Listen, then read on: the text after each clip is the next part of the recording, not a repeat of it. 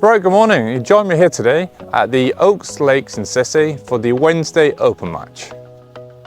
Our drawn peg Sycamore 28. Hopefully we'll catch some carp today. It's 1 degree, so it's very cold. So the plan of attack today is probably to start on the bottom, have a line of 14 meters for the carp, maybe a silvers line at 10 meters, and then if we're very lucky, we'll try and catch something down the edge a bit later on. So we try to keep it quite simple today. We have a dobbing rig, we have a main rig for the carp, which is at 40 meters. We've used a Richie Wilson 4x14 on this one, an 0.15 main line, down to an 0.13 hook length. For the silvers rig, we have a Richie Wilson again. I like to use the 4x12. I like the blacked out tip, just gives me a bit more contrast in the water. And for a edge line, or if they're coming short, I like the Preston Diamonds. They're usually one of my favorite ones for the edges. That's on an 0.17 main line down to an 0.15 hook length. On the menu today, we have maggots, mixed bag, a pint of mixed red and obviously white.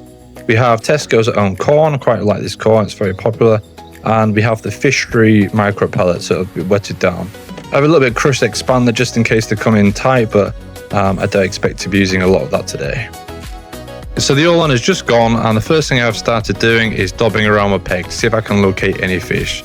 So I've got a double maggot on the hook, and I'm just starting in front of me and moving my way around left and right to see if I can find any fish. But within about 15 minutes, I realized that the fish were just there. Even at 40 meters, they weren't right there. So I switched to a bomb and corn, and within 5 minutes, I was hooked into my first fish.